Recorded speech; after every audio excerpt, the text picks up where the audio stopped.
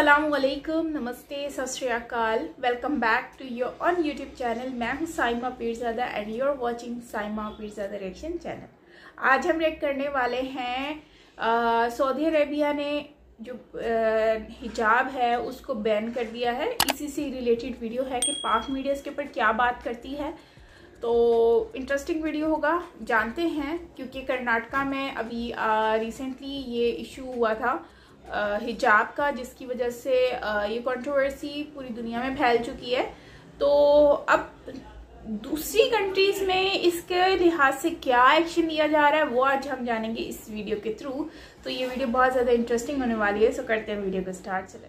मेरा ख्याल था कि जो इंडियन मुस्लिम्स हैं, मैं उनको समझ रही थी कि यहाँ के लोगों से बेहतर है। जिस तरह की इन्होंने रैलीज निकाली है, पूरा बुरके पहन के ये बाहर सड़कों पे आ गए, तो वो बड़ी अजीब बात लगी। इंडिया के मुसलमान आपसे बेहतर हैं? उनके गोलगप्पे सुने झूठों के, तो वो तो क्या था, वहां पाकिस्तान हमने बनाया था, अब यहाँ बनाएंगे। वो लड़की देखिए, एक बड़ी इंटरेस्टिंग बात, जब वो आती, वो शेरनी जिसे आजकल कह रहे हैं, आए नहीं देखिए कि Saudi Arabia is going through major reforms. आज एक नई खबर आई है कि उन्होंने हिजाब की पाबंदी भी खत्म कर दी है। देखें, गुजारिश ये है, हम एक ऐसा बदकिस्मत मुआशरा है जहां आज तक औरत की इज्जत करना नहीं सीखी है। ये बहुत बदकिस्मती की बात है जो मैं आपसे कह रहा हूँ। We must learn to respect a woman. नमस्कार दोस्तों, स्वागत है आप सभी का। पाकिस्तानी मीडिया को लगा है बड़े मिर्ची, क्योंकि सऊदी अरब, जिस तरह जानते हैं आप कि रिफॉर्म पे रिफॉर्म किया जा रहा है, और अब उसने जो किया है, हिजाब पहनने की जो मैंडेटरी सिस्टम था वो उसको हटा दिया। यानी सऊदी अरब में जरूरी नहीं कि कोई लड़की या औरत हिजाब पहने, और यह एक बहुत बड़ा कदम है सऊदी अरब का। और जैसा कि आप जानते हैं कि इंडिया के अंदर इसी हिजाब को लेकर के भारत के अंदर मुसलमानों ने एक हंगामा मचा रखा है, और दूसरी तरफ पाकिस्तान उसको सपोर्ट कर रहा है। और इनफैक्ट पाकिस्तानी मीडिया तो दिन रात यही चिल्ला रही है कि भारत में जुल्म हो रहा है, भारत में हिजाब पहनने नहीं दिया जा रहा है। जबकि भारत में हिजाब की कोई पाबंदी नहीं है, बल्कि यहाँ पे सिर्फ स्कूलों में जो यूनिफॉर्म है उसके ऊपर बात हो रही है कि स्कूल के अंदर सब एक यूनिफॉर्म में पहन के आए। लेकिन इन सब का करारा जवाब देते हुए जो सऊदी अरब ने इस पे रिफॉर्म लाया है, मुझे लगता है कि पाकिस्तान और भारत के उन मुल्लो सोच को लगा है करारा झटका। तो फ्रेंड्स, आइए इस वीडियो को देखते हैं। और दोस्तों, अगर आप इस चैनल पे नए हैं तो प्लीज सब्सक्राइब करें इस चैनल को, हमें सहयोग करें और आपको आगे आने वाले वीडियो आराम से मिल सके।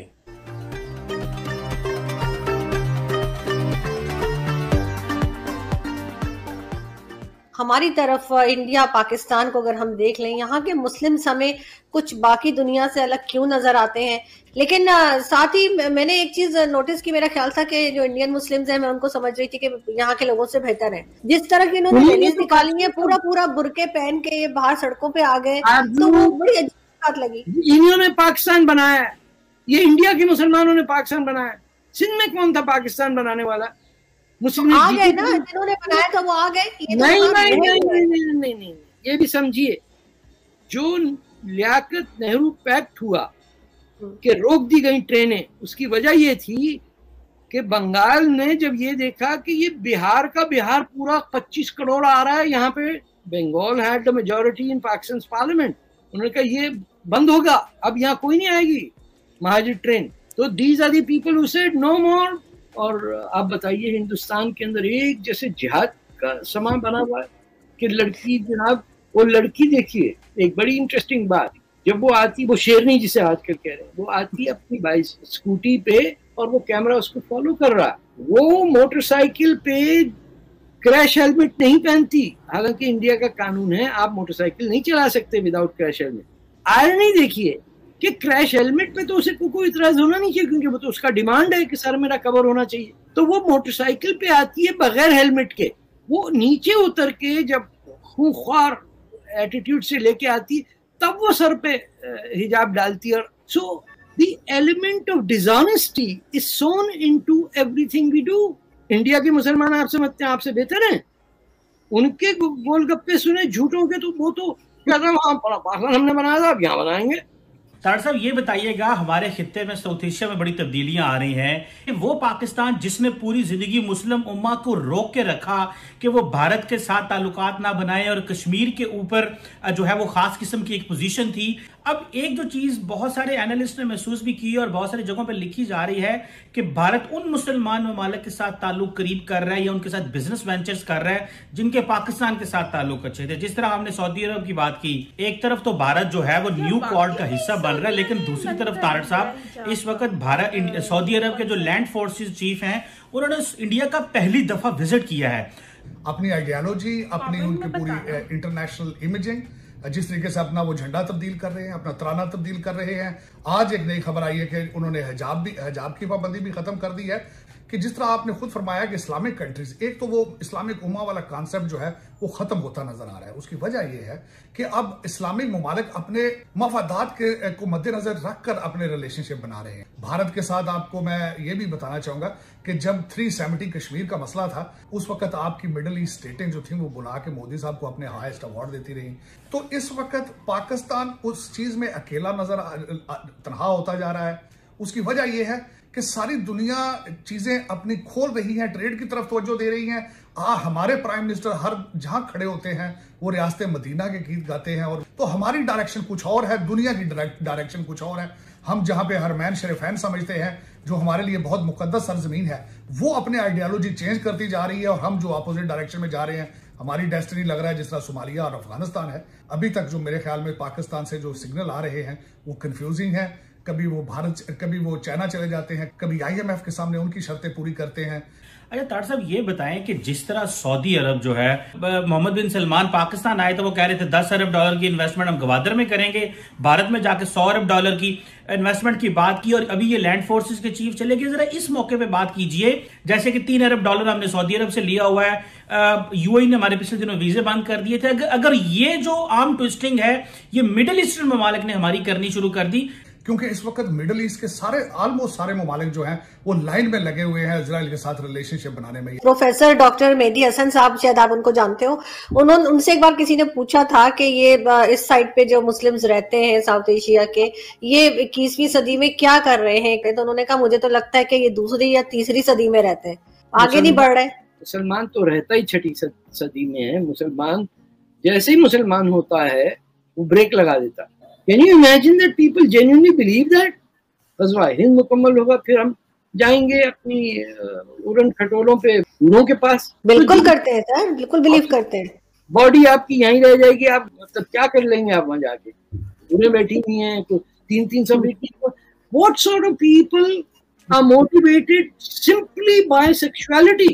कि दुनिया का सबसे ज्यादा पोर्न पाकिस्तान में देखा जा रहा है पर कैपिटा। सही, लेकिन एक हिंदू मेजॉरिटी वाली कंट्री के अंदर जो माइनॉरिटी है वो इतनी पावरफुल है कि उसने जो है वो इस तरह का एक हिजाब के ऊपर इतना हंगामा खड़ा कर दिया। आप इंडिया को कुछ ज्यादा तुर्रम खान ना समझें, हर हमारे इडियट के लिए कम से कम आधा वहां भी है। उन्होंने पाकिस्तानियों ने बॉम्बे पे अटैक किया ना, इंडिया ने क्या जवाब दिया? अच्छा फाइल भेज दो, दूसरी फाइल भेज दो। अच्छा फाइल खा गया हमारा चूहा, 4 और भेजो। पाकिस्तानी जो है वो कुछ करता ही नहीं, वो फाइल वहीं रह जाती है। They couldn't respond to an attack on India. लेकिन फिर भी सर देखते हैं कि क्या होता है, इसलिए कि ये भी कहा जा रहा है कि एक इलेक्शंस की वजह से भी जो वहां पे चल रहे हैं यूपी और दूसरी स्टेट्स में, उस वजह से भी ये हिजाब और इस तरह की चीजों का इशू उठाया जा रहा है और उसके बाद गायब हो जाएगा।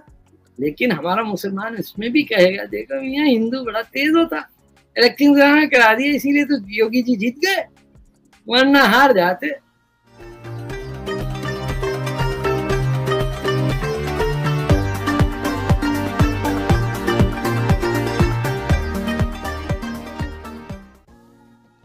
तो दोस्तों ये वीडियो है जिसमें हिजाब के ऊपर तारिक फातेह जी जो हैं उन्होंने बात की है कि हिजाब जो है वो बेसिकली ये लड़की जो पहन के आई है मुस्कान, तो वो हिजाब किस तरह से पहन के आई है, और वहाँ पर स्कूटी से उतरते ही मतलब वो उनको ये शायद मुझे यहाँ तक फील हो रहा है वो यही होता है कि शायद ये कहना चाहते हैं कि यहाँ पर जो हिजाब गर्ल है ये एक प्रोपेगेंडा है, या फिर उनको कुछ इस तरह का कॉन्सेप्ट लग रहा है। उनकी बातों से मुझे आइडिया हो रहा है। और दूसरा जो है वो सऊदी अरेबिया में सुनने में आ रहा है कि वो हिजाब जो है उसको ख़त्म करना चाहते हैं, मतलब कि वो हिजाब कोई नेसेसरी नहीं है। जैसे पहले एक नेसेसरी हुआ करता था, वो कॉन्सेप्ट अब नहीं है, मतलब कि अब आप पहनो ना पहनो, it's all up to you.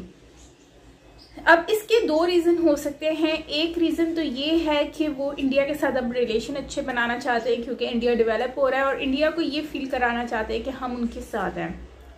एक चीज़ ये हो गई, और दूसरी चीज़ ये भी हो सकती है कि वो ये चाहते हैं कि उनके कंट्री में टूरिस्ट आए। ठीक है, जब टूरिस्ट आएंगे तो उनको फ़ायदा होगा, और अगर हिजाब नेसेसरी रहेगा तो जाहिर सी बात है वो टूरिस्ट जो हैं वो कैसे यहाँ पर आएंगे। ठीक है, अगर रूल बना दिया गया है तो फिर उस रूल को तो उनको फॉलो करना ही करना है। तो मुझे इन दोनों में से एक बात लगती है, आपको क्या लगता है ये तो आप ही बताएंगे कमेंट सेक्शन में। बाकी अगर हिजाब की बात की जाए तो जहाँ तक मेरा आइडिया है, और मैं ये समझती हूँ कि ये हर किसी की अपनी चॉइस होती है। जैसे कोई जीन्स शर्ट पहनता है, कोई साड़ी पहनता है, कोई पैंट शलवार कमीज पहनता है, it's all up to them जो पहनना चाहता है। लेकिन मैं ये कहूँगी कि जो फीमेल्स होती हैं उनका भी यही है कि अगर वो हिजाब पहनना चाहती हैं, या सर पर दुपट्टा ओढ़ना चाहती हैं, या निकाब करना चाहती हैं, या फिर वो दुपट्टा गले में ओढ़ना चाहती हैं, या फिर नहीं ओढ़ना चाहती, तो ये उनकी चॉइस है। और अभी ये है कि वो नहीं पहनती ये नेसेसरी है, और जो मेल करते हैं वो नेसेसरी नहीं है, ऐसा नहीं होता। ठीक है, तो अब ये है कि चॉइस पे होना चाहिए। और दूसरा ये है कि अगर हम 100% एक मज़हब के हिसाब से देखें तो फिर तो बहुत सारी चीज़ें ऐसी हैं जो हम लोग तो करते ही नहीं हैं, हम लोग उसको फॉलो भी नहीं करते। अनफॉर्चुनेटली हम उसको फॉलो नहीं करते, और जिसकी वजह से आज हम लोग जो है वो सिर्फ हम चाहते हैं कि हम सामने वाले पे जो है वो ये सारे रूल्स जो हैं वो लागू कर दें, लेकिन हम अपने ऊपर वो रूल कभी लेकर नहीं आते। तो मुझे लगता है कि ये सारी चीज़ें हम जो गवर्नमेंट है, सऊदीया की जो गवर्नमेंट है वो सोच रही है कि ठीक है भाई, इससे जो है वो अभी दूसरी जो कंट्रीज हैं वो ऑलरेडी इतना चेंज हो चुकी हैं, उन्होंने अपनी लाइफ और वो आगे बढ़ रही हैं। आप यूएई को देख लें, दुबई को देख लें, उन लोगों ने क्या किया है, उन लोगों ने यही किया है कि वो लोगों ने सबको आज़ादी दे दी है। आज़ादी से ये है कि आप आए, आप इवन वहाँ पे शराब तक दी जाती है, सरेआम बिकती है। क्यों? क्योंकि वो लोग यही सोचते हैं कि ठीक है भाई ये सब कुछ हो रहा है और इससे उनको पैसा मिलता है। ठीक है ना, उनकी कंट्री में लोग आते हैं क्यों? क्योंकि वहाँ पे वो उनको फ्रीडम राइट्स मिले हुए हैं, उनको हर चीज़ के राइट मिले हुए हैं, वो सब कुछ करते हैं लेकिन अपनी एक लिमिट में करते हैं। उनके रूल्स भी हैं, ऐसा नहीं है कि रूल्स नहीं है, लेकिन वो रूल्स को फॉलो करते हुए आप वो चीज़ कर सकते हो जो आप करना चाहते हो। तो मुझे लगता है कि कोई भी कंट्री आपको सेफ तभी मिलती है जब आप उसके अंदर रूल्स को लागू करते हो। तो सऊदी अरेबिया ने जो है वो इस वक्त दूसरी कंट्रीज को देखकर काफ़ी चीज़ें चेंज की हैं। जैसे आप देखो तो अभी यूएई में आपको देखने को मिलेगा आईटी के टीचर आ चुके हैं और वो वहाँ पर पढ़ाने के लिए। और अगर हम देखें तो सऊदीया में देखें तो सऊदीया में भी वो लोग भी बिजनेस करने के लिए रेडी हैं और भगवत गीता जो है वो स्कूल्स में पढ़ाने की बात की गई है, मतलब पढ़ा रहे हैं, बात भी नहीं की गई, पढ़ा रहे हैं। तो इस तरह की चीज़ें जो होती हैं उससे आइडिया होता है कि गवर्नमेंट कहाँ पर जा रही है।